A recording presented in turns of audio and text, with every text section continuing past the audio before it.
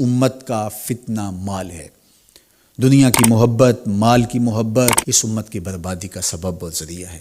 اس لیے ہم دنیا کے ساتھ محبت اور دنیا کے ساتھ الفت کا ایسا ربط قائم نہ کریں جو ہمیں ہمارے رب سے غافل کر دے۔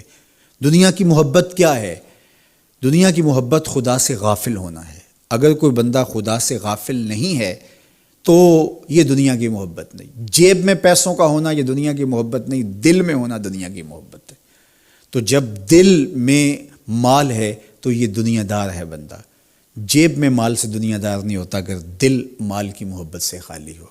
تو ہم اپنی ضروریات کے لیے کاروبار کریں، امور دنیا میں آئیں اور اللہ کی مخلوق کو نفع پہنچائیں، آسودہ اور خوشحال زندگی بسر کریں، لیکن ہمارا مقصود صرف اللہ کی رضا اور اس کی خوشنودی کو حاصل کرنا ہو۔ اگرچہ امت کا ایک کثیر طبقہ پورا دنیا دار بن گیا ہے، لیکن اس کے باوجود بھی امت کے ایسے افراد آج بھی موجود ہیں جن کا مطمع نظر آخرت ہے، جو اللہ کے لیے جیتے ہیں، اللہ کے لیے مرتے ہیں، رضا الہی ان کا مقصود ہے، ان کی منشا اللہ کو راضی کرنا ہے۔ اللہ کے محبوب علیہ السلام گزرے تو حضور کو ایک خوشبو آئی، تو جبریل امین سے پوچھا کہ یہ خوشبو کس چیز کی ہے؟ تو کہا یہ ماشطہ بنت فرعون کی خوشبو ہے۔ فرعون کی بیٹی کو ایک خاتون کنگھی کیا کرتی تھی، بناؤ سنگار کیا کرتی تھی۔ ایک دن اس کے ہاتھ سے کنگھی گر گئی تو اس نے کنگھی پکڑتے ہوئے کہا کہ اللہ کے نام سے برباد ہو فرعون۔ تو اس نے کہا کہ کیا میرے باپ کے علاوہ بھی کوئی معبود ہے؟ اس نے کہا کہ معبود برحق تو وہ ہے اور وہی سچا معبود ہے۔ تو جب فرعون کو پتہ چلا تو اس نے اس کے پورے خاندان کو اذیتوں میں مبتلا کر دیا۔ 2 اولادیں تھی اس کی اور ایک شوہر تھا، تو اس کو ایک کڑاہے کے اندر تیل ڈال کر کے اس نے اس کے بچے کو ڈالا، پھر دوسرے بچے کو ڈالا۔ یہ ایک ماں کے لیے کتنا سخت ہوتا ہے۔ ماں کا دل تھوڑا ڈولنے لگا تو بچے نے وہاں سے آواز دی کہ امی حق پر مستقیم رہنا، تو سچائی پر ہے، تو حق پر ہے۔